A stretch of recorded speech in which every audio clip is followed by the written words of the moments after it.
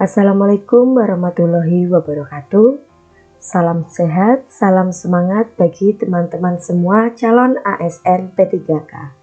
Jumpa lagi ya bersama saya dalam prediksi soal P3K tahap 2, khususnya kompetensi teknis bahasa Indonesia. Video ini adalah video pembahasan soal bagian kelima ya teman-teman.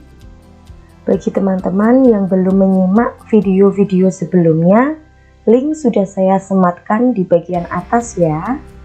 Baiklah, langsung saja kita menuju pada soal yang pertama.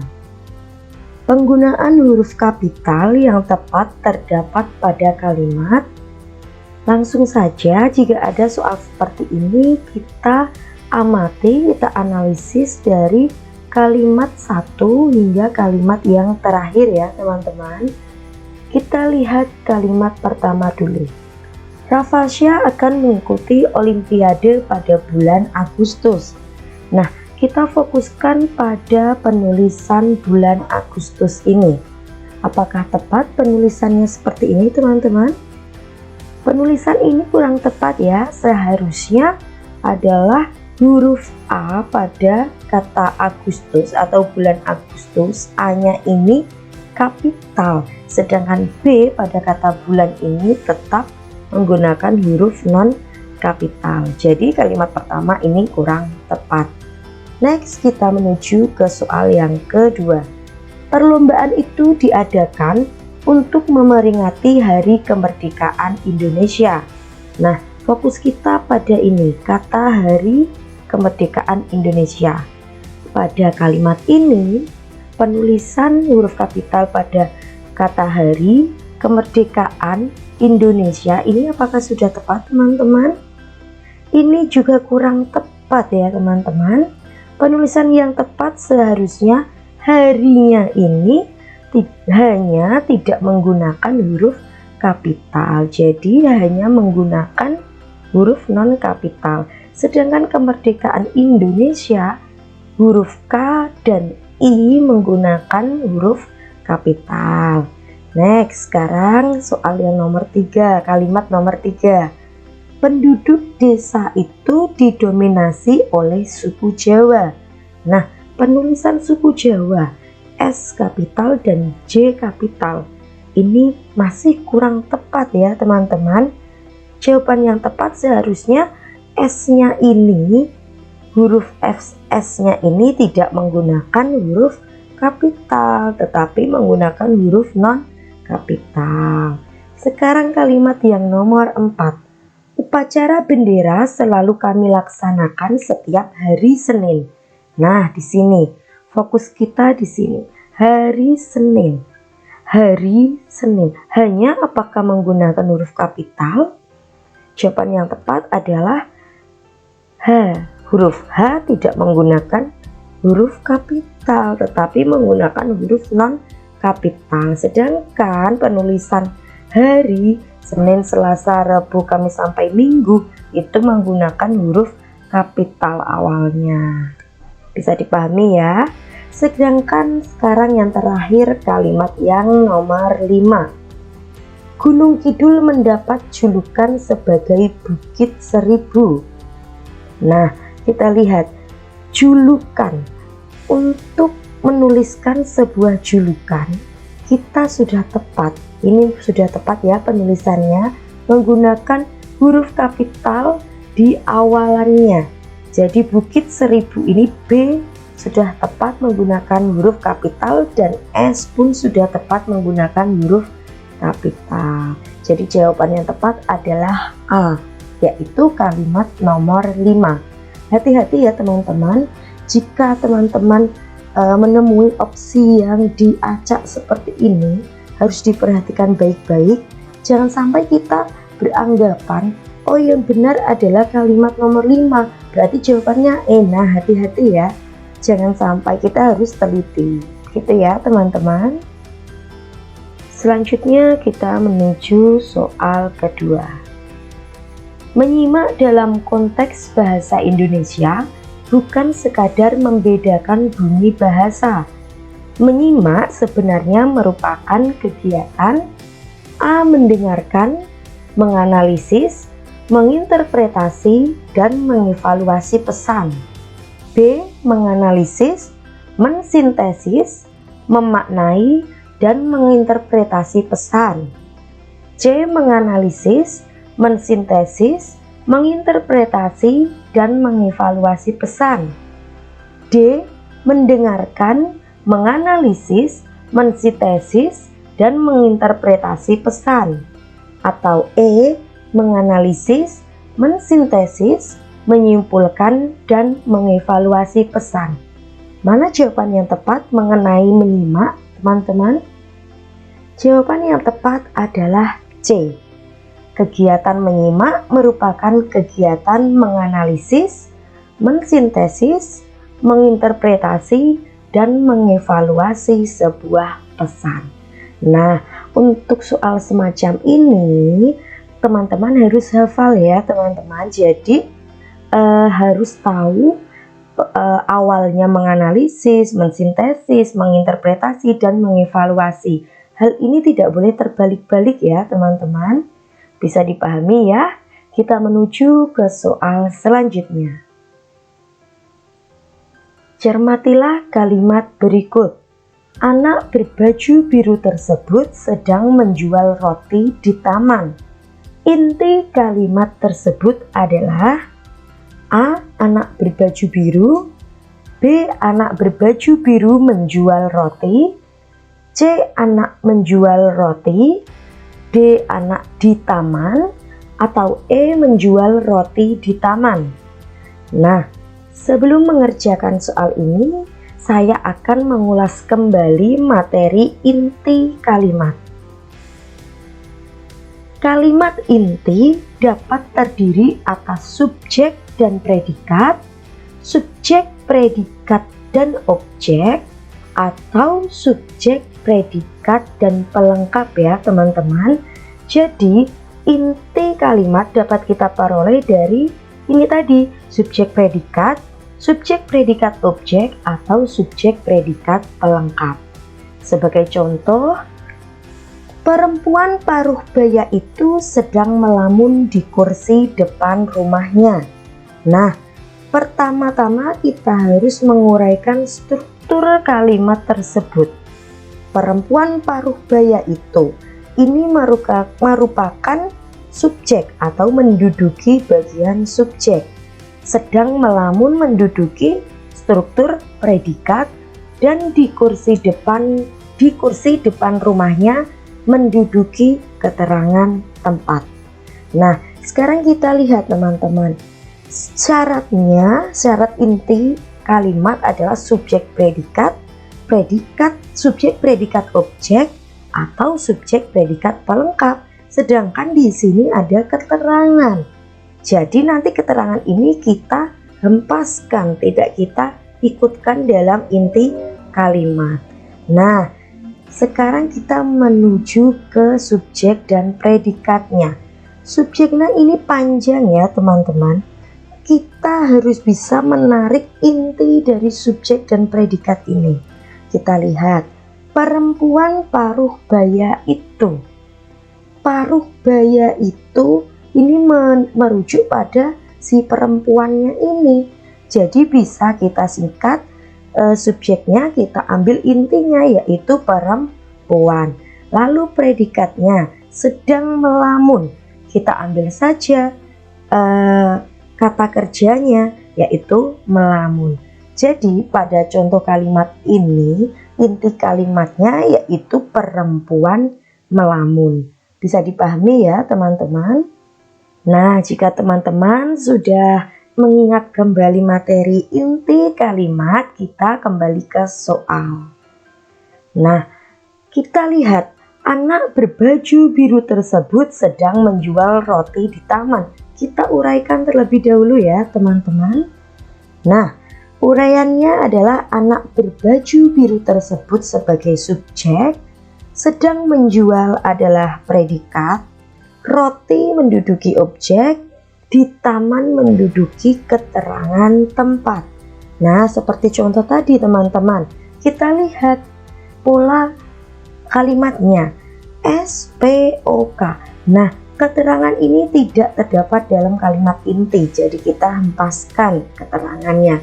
Jadi kita lihat lagi SPO. Ada ya di sini inti dapat diambil dari subjek, predikat, objek. Berarti kita ambil subjek, predikat, objeknya. Subjek kita ambil intinya lagi. Anak berbaju biru tersebut. Dapat kita ambil apa ini teman-teman? Anak, ya kan? Karena berbaju biru ini menjelaskan subjek si anak ini.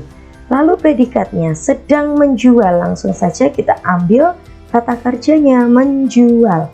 Roti tetap roti. Jadi inti kalimat ini adalah anak menjual roti. Jawaban yang tepat adalah C ya teman-teman. Paham ya? Pasti paham. Next, soal selanjutnya. Melalui analisis dapat disimpulkan bahwa paragraf tersebut. Nah, jika kita diminta untuk menganalisis sebuah paragraf, kita jelas ya harus membaca paragraf tersebut. Tentunya dengan cepat dan cermat. Nah, kita baca terlebih dahulu teman-teman. Tempe adalah makanan tradisional yang sangat bergizi. Tempe bisa dibuat dari kedelai. Kedelai yang dipakai untuk membuat tempe bisa kedelai hitam atau putih. Untuk membuat tempe, kedelai direbus, dikupas kulit arinya, ditiriskan, diberi ragi, dan dibungkus. Nah, melalui analisis dapat disimpulkan bahwa paragraf tersebut kalian pahami lagi dan simaklah penjelasan berikut ini.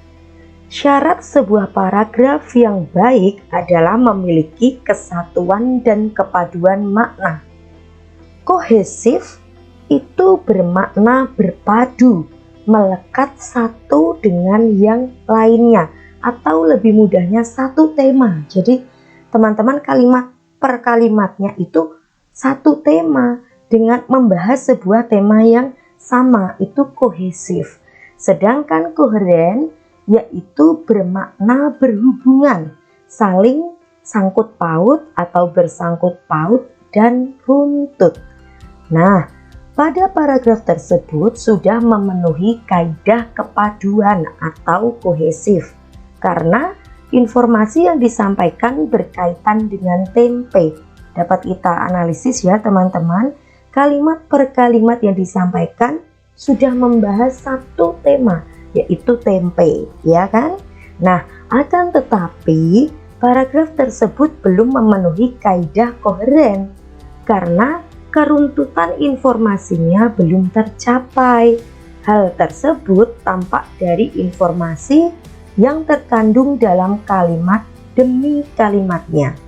Kita lihat ya teman-teman, paragraf ini sudah satu tema atau padu. Tetapi kita lihat lagi, ini belum runtut ya teman-teman. Pada kalimat pertama, menjelaskan tempe, pengertian dari tempe. Lalu tempe bisa dibuat dari kedelai. Kedelai yang dipakai adalah kedelai, bisa kedelai hitam dan putih. Lalu untuk membuat tempe, lah ini kan belum padu. Setelah menjelaskan ini, lalu kembali menjelaskan membuat tempe. Nah, ini adalah tidak runtut atau tidak saling berhubungan. Jadi paragraf ini belum koheren. Jawaban yang tepat berarti apa teman-teman? Jawaban yang tepat adalah E.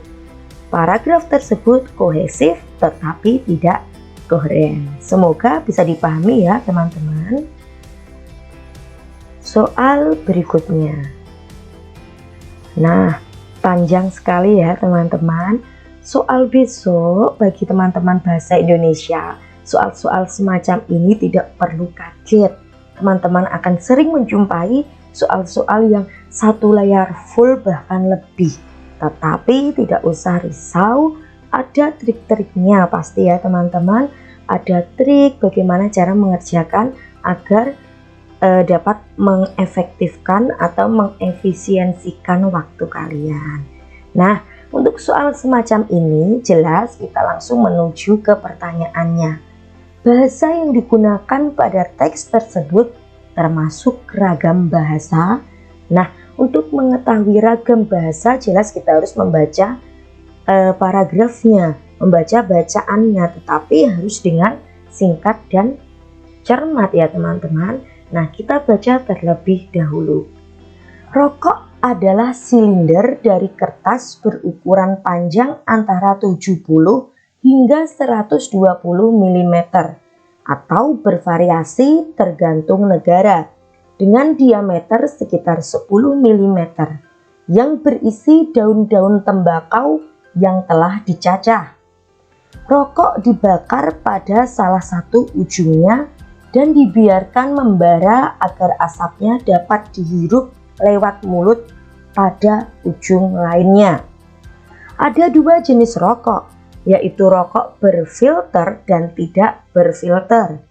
Filter pada rokok terbuat dari bahan busa serabut sintesis yang berfungsi menyaring nikotin. Rokok biasanya dijual dalam bungkusan terbentuk kotak atau kemasan kertas yang dapat dimasukkan dengan mudah ke dalam saku. Sejak beberapa tahun terakhir, bungkusan-bungkusan tersebut juga umumnya disertai pesan kesehatan yang memperingatkan perokok akan bahaya kesehatan yang dapat ditimbulkan dari merokok, misalnya kanker paru-paru atau serangan jantung. Nah, bahasa yang digunakan pada teks tersebut termasuk ragam bahasa apa ini teman-teman? Bahasannya tadi apa? Rokok, dan isinya atau kandungannya. Dalam kutipan paragraf ini, ragam bahasa yang sering digunakan yaitu ragam bahasa ilmiah. Berikut ini akan saya sampaikan ciri-ciri dari ragam bahasa ilmiah. Ragam bahasa ilmiah adalah ragam bahasa yang memiliki ciri-ciri sebagai berikut. 1. Menggunakan kata atau istilah non-figuratif. 2. Menggunakan kalimat-kalimat efektif. 3. Menghindari bentuk persona atau pengakuan dengan tujuan menjaga objektivitas. Dan yang terakhir, mengutamakan keterpaduan dan keruntutan isi. Sumber dari Hasan Alwi dan kawan-kawan, 1993 halaman 142. Nah, jadi jawaban yang tepat adalah ragam bahasa ilmiah ya teman-teman. Sekarang menuju ke soal selanjutnya. Agar penggalan paragraf di atas kohesif, pada posisi titik-titik di atas paling tepat diisi dengan konjungsi antar kalimat berikut. Nah, jika kita diminta untuk mengisi bagian yang rumpang, jelas kita harus membaca bagian sebelum dan sesudahnya. Kita baca terlebih dahulu dengan cepat ya teman-teman. Agar semua bangunan cagar budaya di kota pahlawan diberi prasasti atau piagam yang ditulis pada bahan yang keras dan tahan lama. Titik-titik, Dinas Pariwisata Pemkot Surabaya diminta melakukan inventarisasi jumlah bangunan yang masuk kategori cagar budaya. Nah, konjungsi yang tepat yaitu kita pilih dulu A. Walaupun begitu, B. Malahan, C. Oleh karena itu, D. Jikalau demikian, E. Dengan demikian.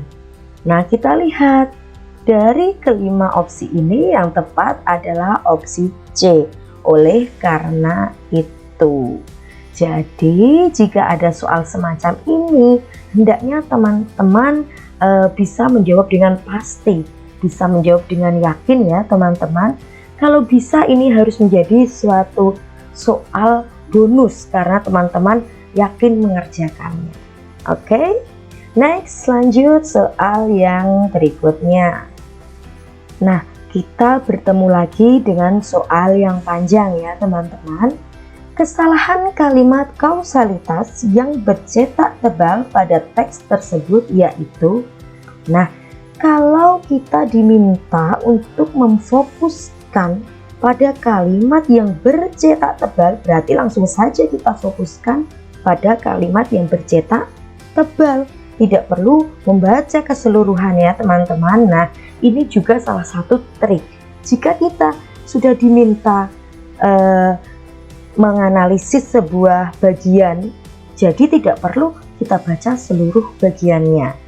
Nah, kita baca terlebih dahulu bagian kalimat kausalitas yang bercetak tebal ini. Perlu diketahui bahwa 75% spesies ikan di dunia ini berada di perairan Raja Ampat. Lautan di Raja Ampat adalah ekosistem alam yang masih terjaga kelestariannya hingga kini. Kepulauan Raja Ampat ini sekarang menjadi tujuan para pecinta diving yang tertarik akan pesona pemandangan bawah lautnya. Kesalahan kalimat kausalitas yang bercetak tebal pada teks tersebut apa teman-teman? Jawaban yang tepat adalah C. Kalimat akibat tidak menegaskan sebab. Nah, penjelasannya adalah sebagai berikut. Pada teks tersebut yang merupakan kalimat kausalitas ditunjukkan oleh kalimat sebabnya, yaitu perlu diketahui bahwa 75% spesies ikan di dunia ini berada di perairan Raja Ampat. Lautan di Raja Ampat adalah ekosistem alam yang masih terjaga kelestariannya hingga kini. Nah, kalimat ini tadi adalah kalimat sebab. Sedangkan kalimat akibatnya adalah Kepulauan Raja Ampat ini sekarang menjadi tujuan para pecinta diving yang tertarik akan pesona pemandangan bawah lautnya. Akan tetapi teman-teman, kalimat akibat ini tadi seolah tidak menegaskan kalimat sebabnya, seolah tidak sinkron ya. Kalimat akibat perlu diperbaiki. Misalnya, oleh sebab itu Kepulauan Raja Ampat ini sekarang menjadi tujuan para pecinta diving yang tertarik akan pesona pemandangan bawah lautnya. Nah, bisa menjadi sinkron atau berkaitan jika ditambahkan oleh ini kata oleh sebab itu atau konjungsi oleh sebab itu ya teman-teman. Jadi jawaban yang tepat adalah opsi yang C.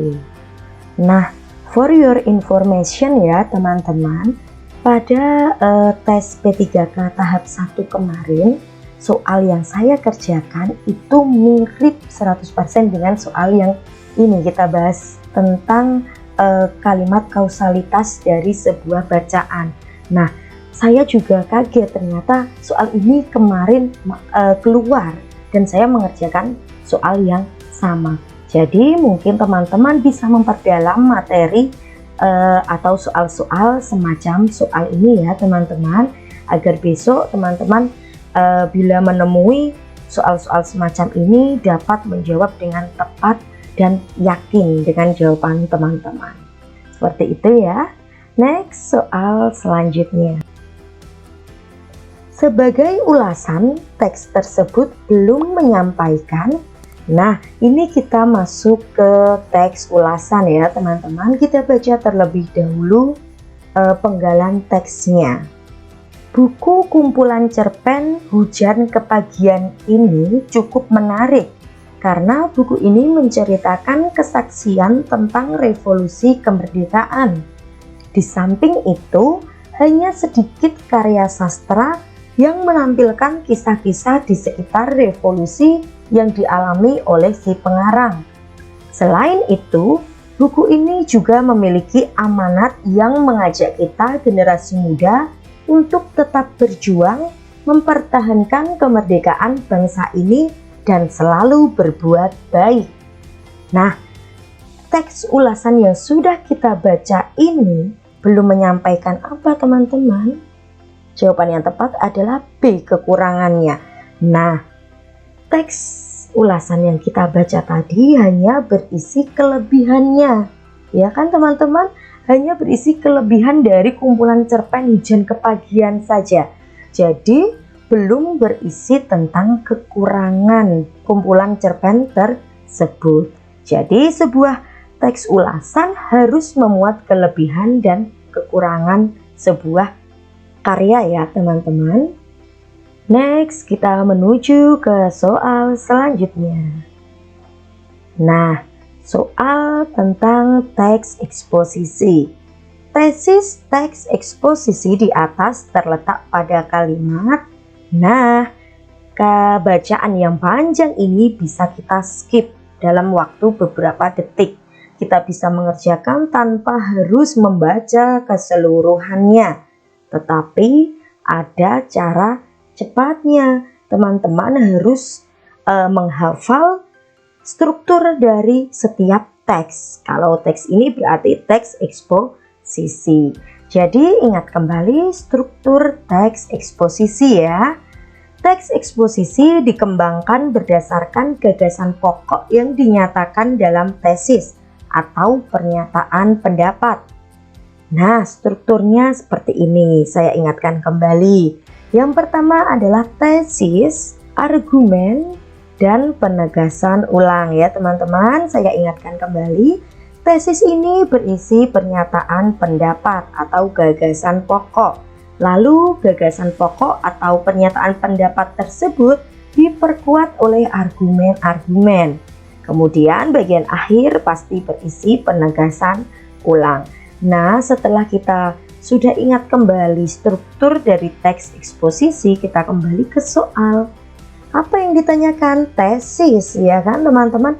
Tesis ini terletak di awal, strukturnya terletak di awal. Nah, kita lihat saja pada opsi mana yang merupakan kalimat awal. Nah, di sini diperlihatkan atau disebutkan per opsi adalah dua kalimat. Jelas kalimat yang terakhir ini pasti tidak. Jadi kalimat yang merupakan tesis adalah kalimat A, kalimat pertama dan kalimat kedua. Tidak perlu dibacakan teman-teman, yang penting kita tahu strukturnya. Nah, ini adalah salah satu trik untuk menghemat waktu sehemat-hematnya ya teman-teman. Nah, sekian dulu pembahasan soal kita pada video kali ini ya teman-teman. Tetaplah berbuat baik seburuk apapun penilaian orang terhadapmu. Tak perlu ragu untuk tetap melangkah selagi jalanmu tak pernah menghalangi laju mereka. Jangan hilang arah sekalipun, meski harus hadapi beribu rintangan. Tetap semangat kawan, tes P3K sudah di depan mata dan yakinlah kalian akan berhasil menaklukkannya. Tetap semangat, salam semangat, salam sehat dari saya Wiga Enita Sasanti, pejuang P3K tahap 1. Wassalamualaikum warahmatullahi wabarakatuh.